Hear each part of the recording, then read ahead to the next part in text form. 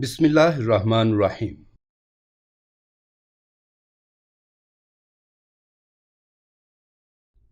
جب میری شادی ہوئی تو میرا شوہر مجھ سے بہت پیار کرتا، مجھے کھانا اپنے ہاتھوں سے کھلاتا اور میں جلدی سو جاتی تھی۔ جب صبح اٹھتی تو میرے ہاتھوں اور پیروں پر غلاظت لگی ہوتی تھی۔ مجھے اب بہت عجیب لگنے لگا تھا، اپنے شوہر سے خوف بھی محسوس ہونے لگا تھا۔ ایک رات وہ کھانا لایا جس کا ایک نوالا کھاتے ہی مجھ پہ غنودگی طاری ہو گئی اور میری آنکھ لگ گئی۔ پھر اچانک ہی جلدی کھل گئی تو میں سکتے میں آ گئی، کیونکہ میں ایک اندھیرے کمرے میں ایک چٹائی پہ لیٹی تھی اور میرا شوہر۔ میں ڈر کر بے ہوش ہو گئی، اور جب مجھے ہوش آیا تو میری تو جان ہی نکل گئی کہ یہ کیسا ماحول تھا ہر طرف۔ میرا نام تبسم ہے، اور میں آج آپ سب کو ایک ایسا واقعہ سنانے آئی ہوں جسے سن کر آپ حیرت کے سمندر میں ڈوب جائیں گے اور یہ سوچنے پہ مجبور ہو جائیں گے کہ آج کے زمانے میں بھی ایسا ہوتا ہے۔ یہ واقعہ میری دوست کی زندگی کا ہے جو ایک مولوی کی بیٹی تھی۔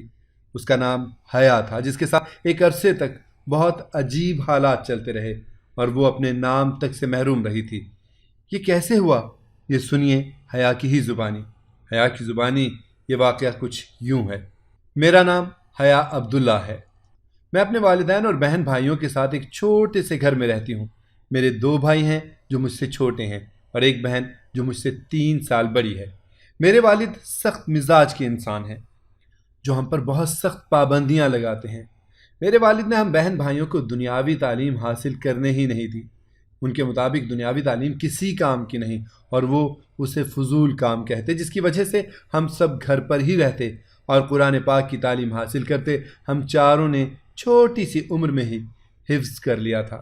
میری امی جی بہت نیک اور خوش مزاج عورت ہیں جو ہم سب سے بہت پیار کرتی ہیں اور ابو جی کی ڈانٹ سے بھی بچاتی ہیں۔ میں اپنے ابو کی لاڈلی بیٹی ہوں، مگر پھر بھی ابو جی کی ڈانٹ سے بہت ڈرتی ہوں۔ مجھے شروع سے ہی ٹی وی دیکھنے کا بہت شوق تھا، مگر ابو جی کی ڈانٹ کے ڈر سے کبھی کہا نہیں۔ ایک دن میری دوستیں جو امی جی سے قرآن پاک پڑھتی تھیں وہ مجھ سے بولیں، چلو حیا ہم سب فلم دیکھنے روبینہ کے گھر چلتے ہیں، ان کے گھر ٹی وی ہے اور آج بہت اچھی فلم لگے گی۔ میری دوست نے مجھ سے کہا اور میں نے جھٹ سے انکار کر دیا۔ میں جانتی تھی اگر ابو جی کو پتہ چلا تو بہت برا ہوگا، وہ مجھے بہت ڈانٹتے، مگر دوست کے اصرار پر میں نے حامی بھر لی۔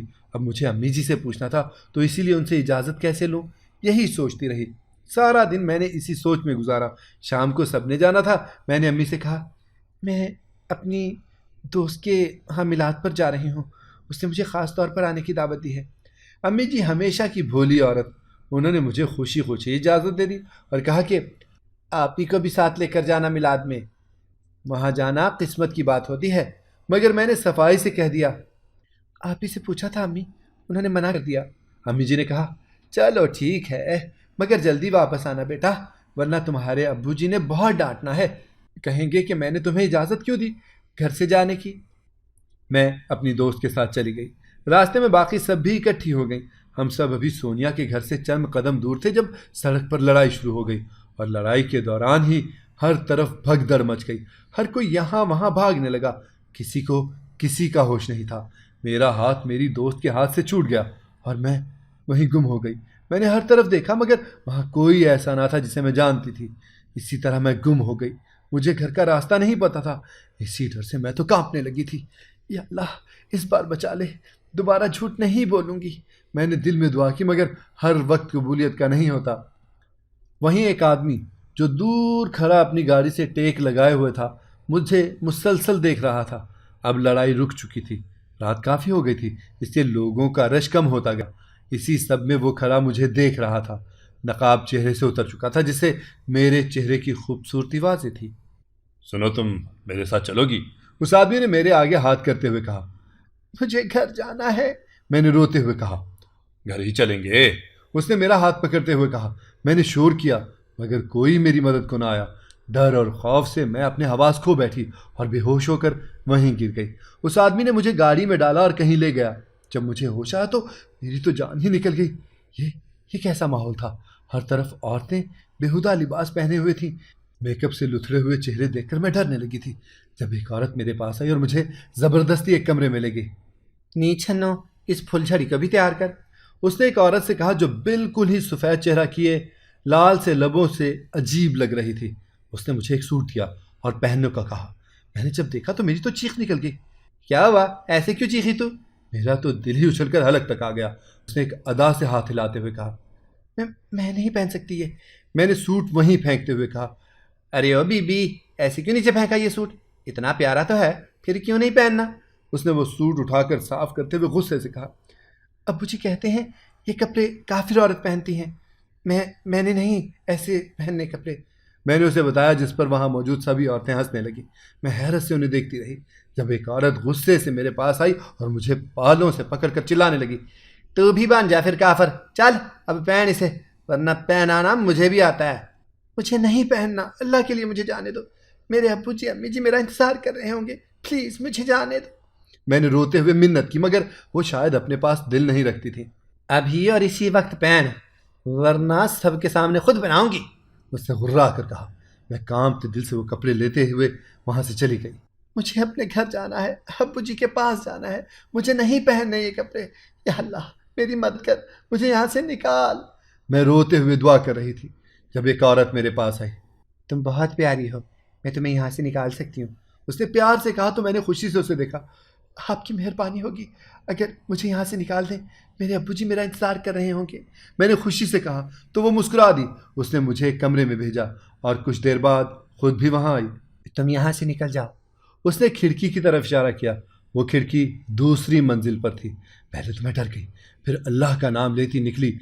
بازوؤں پر ذرا سی چوٹ لگ گئی تھی۔ یوں اس عورت نے مجھے اپنی مدد کے ذریعے وہاں سے نکال دیا۔ میں چہرے پر چادر کیے سڑک پر چلنے لگی۔ بھوک سے برا حال تھا۔ ابھی میں سڑک پر چل ہی رہی تھی جب میری نظر ایک عالم بابا پر پڑی، جو سڑک کے کنارے بیٹھا کچھ پڑھتا اور لوگوں کی فریاد سن رہا تھا۔ مجھے لگا وہ میری مدد کرے گا۔ میں اس کے پاس گئی۔ وہاں کچھ لوگ بیٹھے تھے، میں بھی خاموشی سے بیٹھ گئی۔ اس نے مجھے دیکھا اور پھر لوگوں کی باتیں سننے لگا۔ جب سبھی چل دی تو اس نے اشارے سے مجھے بلایا اور میں ڈرتے ڈرتے اس کے پاس بیٹھ گئی۔ کیا ہوا، ایسے کیوں بیٹھی ہو یہاں پر؟ اس نے مجھے بیٹھنے کا اشارہ کرتے ہوئے پوچھا۔ اس کی آواز سے مجھے اور بھی ڈر لگنے لگا۔ اس کی آواز بہت زیادہ خوفناک لگ رہی تھی۔ میں سوچ میں پڑ گئی کہ اسے کچھ بتاؤں یا نہیں۔ مجھے سوچتا دیکھ کے وہ بولا، جو بھی مسئلہ ہے مجھے بتا، میں تیری مدد کروں گا، بابا سب کر سکتا ہے، تو بس بول کے دیکھ بچا۔ اس نے کہا تو میں اسے دیکھنے لگی۔ اب بولے گی بھی کہ نہیں، یا گونگی ہے جو بول نہیں رہی؟ اس نے مجھے خاموش دیکھ کر پوچھا۔ میں گم ہو گئی ہوں، پتہ نہیں کہاں سے آئی تھی، مجھے اپنے گھر کا راستہ نہیں پتا۔ اگر آپ میری مدد کریں تو میں اپنے گھر پہنچ سکتی ہوں، پلیز میری مدد کریں، اللہ آپ کا بھلا کرے گا۔ میں نے اسے سب بتاتے ہوئے ساتھ ہی دعا دی تو وہ مجھے بغور دیکھنے لگا۔ لگ تو بڑی معصوم رہی ہے، یہ بتا گھر میں کون کون ہے؟ اس کے پوچھنے پر مجھے اور حیرت ہوئی۔ اسے کیا تھا کہ میرے گھر والوں سے جتنے بھی ہوں، مگر مجبوری ہی صحیح مجھے اسے جواب تو دینا تھا۔ دو بھائی، امی جی، بہن اور ابو جی، میں نے سچ سچ بتا دیا۔ اچھا چل ٹھیک ہے، ابھی تو رات ہو گئی ہے، کل میں تجھے تیرے گھر چھوڑ آؤں گا۔ اس نے مجھے کہا، تو میرے ساتھ میرے گھر چل۔ اس کے یوں کہنے پر میں نے چونک کر اسے دیکھا۔ نہیں، میں نہیں جا سکتی، میں نے کہا تو وہ غصے سے مجھے دیکھنے لگا۔ مجھے اس کے یوں غصے سے دیکھنے پر خوف محسوس ہوا۔ وہ ایسے دیکھ رہا تھا گویا اس کا کوئی منصوبہ ناکام ہوا ہو۔ مجھے بہت عجیب لگ رہا تھا۔ دیکھ لڑکی، اگر تو یہاں رہی تو کوئی بھی تجھے نوچ کھائے گا، میرے ساتھ چل، میں تجھے بحفاظت گھر پہنچا سکتا ہوں۔ اس نے مہارت سے کہا، نہیں، مجھے نہیں جانا، میں یہیں ٹھیک ہوں، اللہ ہے میرے ساتھ۔ میں نے کہا تو وہ میرے پاس بیٹھ گیا۔ دیکھ لڑکی، یہاں بہت سے جانور ہیں، برے لوگ ہیں، اگر تو یہاں رہی تو تجھے کوئی نقصان پہنچ سکتا ہے، تو میرے ساتھ چل، میں تجھے کل تیرے گھر لے چلوں گا۔ اس نے پیار سے کہا تو میں سوچ میں پڑ گئی۔ وہ اپنی بات کر کے مجھے دیکھنے لگا، اور سب سے بڑی بات، مجھے راستے کے بارے میں کچھ نہیں پتا تھا۔ میں نے اس کی باتوں میں آ کر ساتھ چلنے کی حامی بھر لی۔ وہ خوش ہوا اور مجھے ساتھ لیتا ایک طرف چلنے لگا۔ میں اس کے ساتھ ہی چل رہی تھی۔ وہ بار بار پلٹ کر دیکھتا کہ میں ہوں یا نہیں۔ گھر پہنچتے ہی مجھے ایک اور جھٹکا لگا۔ وہ گھر کافی پرانی طرز کا لگ رہا تھا۔ اندر داخل ہوئی تو ہر طرف اندھیرے کا راج تھا، کہیں بھی روشنی کا نام و نشان نہیں تھا۔ میں نے اسے دیکھا جو بڑی مہارت سے چل رہا تھا، جس کا اندازہ مجھے اس کے قدموں کی آواز پر ہو رہا تھا۔ میں احتیاط سے قدم اٹھا رہی تھی اور احتیاط سے رکھتی کہیں کسی غلط جگہ نہ رکھ دوں پاؤں۔ اس نے کوئی لائٹ نہیں جلائی اور ایک کمرے میں گیا۔ جہاں جاتے ہی اس نے لائٹ جلائی، جس سے کچھ روشنی ہوئی کہ وہ چیزیں جو کمرے کے دروازے کے ساتھ پڑی تھیں اندر سے آتی روشنی پر چمکنے لگیں۔ میں اس روشنی کے سہارے میں وہاں تک گئی اور اس کمرے میں داخل ہوئی۔ وہاں سب کچھ بہت خوبصورت تھا، ہر چیز جدید تھی۔ خوبصورت فرنیچر، فرش پر بچھا پھولوں والا قالین اپنی مثال آپ تھا۔ میں پوری آنکھیں کھول کر اس کو دیکھ رہی تھی، اور وہ نوجوان مجھے۔ جب میں نے دل بھر کر ہر چیز کو دیکھ لیا تب میں نے پلٹ کر اس کو دیکھا جو مجھے عجیب نظروں سے دیکھ رہا تھا۔ میرے دیکھنے پر اس نے نظر پھیر لی۔ تم یہیں رہو، میں کچھ کھانے کو لاتا ہوں، اس نے کہا اور چلا گیا۔ میں وہیں بیڈ پر بیٹھ گئی۔ کچھ ہی دیر میں وہ کھانا لے آیا۔ مجھے کھانے کا کہتا وہ وہی بیڈ پر ہی بیٹھ گیا۔ مجھے کچھ نہیں کھانا، میں نے بھوکے ہونے کے باوجود بھی کہا۔ دیکھ کچھ کھا لے، تیرا ہی بھلا ہوگا، ورنہ تیری مرضی۔ اس کے یہ کہنے پر کچھ سوچتے ہوئے میں ہچکچاتے ہوئے کھانے لگی۔ وہ مسلسل مجھے دیکھے جا رہا تھا۔ کھانا کھاتے ہی میری آنکھیں بند ہونے لگیں اور مجھے پتہ بھی نہیں چلا میں کب سو گئی۔ صبح جب آنکھ کھلی تو میں وہیں بیٹھی ہوئی تھی۔ آہستہ آہستہ مجھے کل والا واقعہ یاد آیا تو میں جلدی سے اٹھ بیٹھی۔ میرے اٹھتے ہی وہ ایک دم مجھ تک پہنچا۔ اس کے یوں مجھ تک آنے پر میں ڈر سے 2 قدم پیچھے ہٹی۔ کہاں جا رہی ہو؟ اس نے پوچھا۔ مجھے گھر جانا ہے اور آپ نے کہا تھا آپ میری مدد کریں گے، تو اب مجھے میرے گھر چھوڑ دیں، میں نے جلدی سے کہا۔ اچھا تم کچھ دیر بیٹھو تو صحیح۔ نہیں، مجھے گھر جانا ہے، پلیز مجھے گھر چھوڑ دو، تمہیں اللہ کا واسطہ ہے، مجھے جانے دو، مجھے چھوڑ دو پلیز۔ میں نیچے بیٹھی منتیں کرنے لگی۔ پہلے کھانا کھا لے، پھر بات کریں گے۔ اس نے کہا تو مجھے زبردستی کھانا شروع کرنا پڑا۔ مجھے پھر نیند آ گئی اور میں پھر سو گئی۔ اگلے دن بھی ایسا ہی ہوا۔ میں صبح اٹھی تو سامنے وہ ناشتہ لیے کھڑا تھا۔ میں نے اٹھ کر چادر صحیح کی۔ مجھے ابھی اور اسی وقت گھر جانا ہے، اس بار میں اپنے خوف پر قابو پاتے ہوئے بولی۔ چلے جائیں گے، اتنی بھی کیا جلدی ہے، پہلے تو ناشتہ کر لے۔ اس نے کہا اور پھر ناشتہ میں سامنے رکھا۔ میں نے جلدی جلدی کھایا اور پھر سے مجھے نیند آنے لگی اور میں پھر سو گئی۔ شام تک میں سوئی رہی۔ جب اٹھی تو اکیلی کمرے میں تھی۔ اسی طرح کافی وقت یوں ہی گزر گیا۔ روز یہی ہوتا۔ اب یہی حال تھا کہ جب ایک دن میں اٹھی تو مجھے کچھ بھی یاد نہیں آ رہا تھا۔ کیا ہوا ہے؟ میں پریشان سی بیڈ پر بیٹھی تھی۔ اس وقت وہ آیا تو مجھے یاد نہیں آیا وہ کون ہے۔ کون ہو تم؟ میں نے بیڈ سے کھڑے ہوتے ہوئے پوچھا۔ تمہارا منگیتر ہوں اور بہت جلد ہمارا نکاح ہو جائے گا، اس نے نہایت اطمینان سے کہا۔ اتنا اطمینان دیکھ کر مجھے اس پر سچ کا گمان ہونے لگا۔ مجھے کچھ یاد نہیں آ رہا، میں نے سر پکڑتے ہوئے کہا۔ کوئی بات نہیں، آہستہ آہستہ سب یاد آ جائے گا، اور ابھی تو تمہاری طبیعت خراب ہے۔ اس نے مسکرا کر کہا۔ تھوڑی دیر تک نکاح پڑھنے والے مولوی صاحب آ رہے ہیں، تو یہ جوڑا پہن کر تیار ہو جا، جلدی کرنا، ٹھیک ہے نا؟ اب اٹھ جانا۔ اس نے ایک جوڑا جو سرخ رنگ کا تھا مجھے دیتے ہوئے کہا اور کمرے سے چلا گیا۔ مجھے یقین نہیں ہو رہا تھا کہ یہ جو ہو رہا ہے وہ سچ ہے کہ نہیں۔ اسی طرح میں سوچتے ہوئے ہی تیار ہو گئی۔ مولوی صاحب کے آتے ہی ہمارا نکاح ہو گیا، اور جب میری شادی ہو گئی تو میرا شوہر میرے پاس آیا۔ وہ بہت خوش لگ رہا تھا، ایسے جیسے وہ اپنے کسی بہت بڑے مقصد میں کامیاب ہو گیا ہو۔ میں تم سے بہت محبت کرتا ہوں، تم میری دنیا ہو، میری کل کائنات ہو، میں کچھ نہیں ہوں تمہارے بغیر، تم ہو تو میں ہوں۔ اس کا ادا کیا ہوا ہر لفظ مجھ پر اور میرے دل پر اثر کر رہا تھا۔ مجھے وہ اس طرح اظہار محبت کرتا اپنا سا لگا۔ وہ ایسے ہی بیٹھا باتیں کرتا رہا۔ مجھے تحفہ دیا، میں بہت خوش تھی۔ میرا شوہر مجھ سے محبت کرتا ہے۔ مجھے کھانا اپنے ہاتھ سے کھلایا اور کچھ ہی دیر میں پھر سو گئی۔ اگلے دن جب میں اٹھی تو میرے پیروں میں غلاظت لگی تھی۔ مجھے حیرت ہوئی، میں تو بستر پر تھی، تو یہ کیسے؟ اسی سوچ کو سوچتی اٹھی اور نہا دھو کر باہر نکلی۔ گھر کافی بڑا تھا۔ میں لاؤنج میں کھڑی دیکھ رہی تھی کہ نیچے 2 کمرے کچن تھا اور اوپر 3 کمرے، مگر حیرت تھی پورے گھر کو اندھیرے نے اپنے قبضے میں لیا ہوا تھا۔ لگ ہی نہیں رہا تھا کہ میں دن کو اٹھی ہوں، ایسا لگ رہا تھا جیسے رات ہو چکی ہے۔ میں ہر چیز دیکھنے لگی۔ کچن میں کچھ بھی نہیں تھا، کمروں کے دروازے بند تھے سوائے ایک کمرے کے جس کا دروازہ کھلا ہوا تھا۔ میں اس کمرے کی طرف گئی۔ ابھی دروازہ کھول کر اندر داخل ہونے ہی لگی تھی کہ میرا شوہر مجھے ہاتھ سے پکڑتا وہاں سے لے آیا۔ میں برا سا منہ بنائے بیٹھ گئی کہ اس نے ایسا کیوں کیا۔ وہ مجھے ناراض کر کے کمرے سے چلا گیا۔ یہ بات مجھے ناگوار گزری۔ ابھی میں یوں ہی بیٹھی تھی جب وہ اندر داخل ہوا تو اس کے ہاتھ میں کھانے کی ٹرے تھی۔ اس نے مجھے اپنے ہاتھ سے کھانا کھلایا مجھے بہت خوشی ہوئی۔ اسی طرح وہ روز مجھے اپنے ہاتھ سے کھانا کھلاتا، مجھے اچھا لگنے لگا تھا۔ اس کے ہاتھ سے کھانا میری عادت ہو گئی تھی، مگر مجھے حیرت تب ہوتی جب وہ صبح میرے ہاتھوں اور پیروں پر غلاظت لگی ہوتی۔ اب مجھے شک ہونے لگا تھا کہ کیوں ایسا ہوتا ہے۔ اب مجھے اپنے شوہر پہ شک ہونے لگا، اس کی باتوں سے، اس کی حرکتوں سے۔ آہستہ آہستہ یہ شک خوف میں بدل گیا۔ اب وہ جب بھی میرے پاس آتا مجھے ڈر لگنے لگتا۔ یوں ہی دن گزرتے گئے، ہر روز صبح میرے ہاتھ پیر گندے ہوتے، میں ان سب سے جان چھڑوانے کی ترکیب سوچنے لگی۔ ایک دن جب میرا شوہر میرے لیے چاول لایا تو میں نے کھانے سے انکار کر دیا۔ ارے یار کیا ہوا؟ پلیز کھا لو، اگر کھانا نہیں کھاؤ گی تو کمزور ہو جاؤ گی، اس نے پیار سے کہا، مگر مجھے اس کے لہجے سے ڈر لگ رہا تھا۔ وہ کافی دیر تک زور دیتا رہا، جس کی بنا پر مجھے کھانا کھانا ہی پڑا، مگر ابھی ایک نوالا ہی کھایا تھا جب مجھ پر پھر سے غنودگی طاری ہونے لگی اور میں سو گئی۔ اس کے چہرے پر مسکراہٹ تھی۔ تھوڑے سے کھانے سے بے ہوش ہونے کی وجہ سے میں اچانک اٹھ گئی، مگر میرے ہوش اڑ گئے جب سامنے دیکھا میرا شوہر زمین پر بیٹھا تھا، آنکھیں بند کیے۔ اس کے ارد گرد ایک دائرہ بنا ہوا تھا۔ وہ پورے سیاہ کپڑے پہنے ہوئے تھا، گلے میں تسمیاں پہنے پورے کمرے پر نظر گھمائی تو میری جان لبوں پر آ گئی تھی۔ انسانی کھوپڑیاں لٹکی ہوئی تھیں، پورا کمرہ نیم تاریکی میں تھا۔ میں نے اٹھنا چاہا مگر بے سود، میرا جسم میرے حکم پر چلنے سے انکاری تھا۔ میں جلدی سے اٹھ کھڑی ہوئی اور میرے اٹھتے ہی اس نے اچانک آنکھیں کھول دی اور میری طرف دیکھنے لگا۔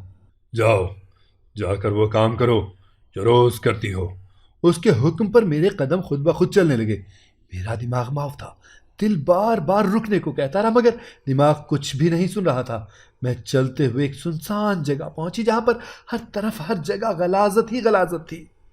میں اسی غلاظت سے گزرتی آگے چلتی گئی۔ میرے ہاتھ پیر غلاظت سے بھر چکے تھے۔ میں ایک جگہ جاتی، مانگنے لگی۔ لوگ مجھے اتنی رات کو دیکھ کر پیسے وغیرہ دیتے رہے۔ جب میں واپس آئی تو کچھ دیر بعد بے ہوش ہو گئی۔ صبح ہوش آیا تو یوں لگا جیسے وہ سب خواب تھا۔ میں خوف سے کانپ رہی تھی۔ میری نظر اپنے پیروں اور ہاتھوں پر پڑی تو میرا شک یقین میں بدل گیا۔ میں جلدی سے اٹھی، فریش ہونے چلی گئی۔ دروازہ کھلا، میں نے دیکھا کہ وہ پھر سے ہمیشہ کی طرح ہاتھ میں ٹرے پکڑے اندر آیا۔ میں نے کوشش کی مگر اپنے خوف پر قابو نہیں پا سکی۔ وہ دیکھ رہا تھا، میں خوف سے لرز رہی تھی۔ اسے شاید سمجھ آ گیا تھا کہ میں جان چکی ہوں، اسی لیے اس کے ہاتھ میں ایک زنجیر تھی۔ اس نے پل میں وہ زنجیر میرے ہاتھوں میں باندھ دی اور میں رونے لگی۔ پلیز پلیز مجھے چھوڑ دو، اللہ کا واسطہ ہے، میں نے روتے ہوئے کہا۔ اگر تمہیں چھوڑ دیا تو میں اپنے مقصد میں کامیاب کیسے ہوں گا؟ اس لیے رہو یہیں پر، میں کچھ انتظام کر لوں تاکہ تم سے جو کام مجھے لینا ہے وہ لے لوں۔ وہ کہتا ہوا چلا گیا۔ چھوڑو مجھے، چھوڑ دو پلیز، اللہ کا واسطہ ہے، یا اللہ میری مدد کر۔ میں یوں ہی روتے روتے بے ہوش ہو گئی۔ حیا بیٹا، جادو چاہے کتنا ہی بڑا کیوں نہ ہو مگر اللہ جل جلالہ سے بڑا نہیں ہو سکتا۔ اس کی طاقت کتنی ہی زیادہ کیوں نہ ہو مگر اللہ کی طاقت سے بڑی نہیں ہوتی۔ اٹھو اور اس کا مقابلہ کرو۔ تم ایک مسلمان ہو، ایک حافظہ ہو، اپنی تعلیم کو استعمال کرو، اپنے علم کے ذریعے اس کالے جادو کو ختم کر دو میری بیٹی۔ بہت بہادر ہے میری بیٹی۔ اٹھو اٹھو میرے بیٹے، اٹھ میرے بچے، اٹھ جا، ابو کی جان اب اٹھ جا۔ میں نے اٹھ کر دیکھا تو وہ سب خواب تھا۔ میں سمجھ گئی کہ وہ سب اشارہ تھا کہ میں کچھ کر سکتی ہوں۔ میں نے وضو کیا اور جائے نماز پر کھڑی ہو گئی۔ اتنے وقت کے بعد میں نے اللہ کے آگے سجدہ کیا اور روتی رہی، معافی مانگتی رہی۔ میں نے نماز پڑھ کر دعا کی، یا اللہ تو بہتر جانتا ہے، میرے اللہ اتنا عرصہ میں تجھ سے، تیری عبادت سے دور رہی، میری مدد کر میرے مولا، میرے مالک، میری مدد کر تاکہ میں اس کالے جادو کے عامل کو ختم کر سکوں، میری رہنمائی کر میرے مولا۔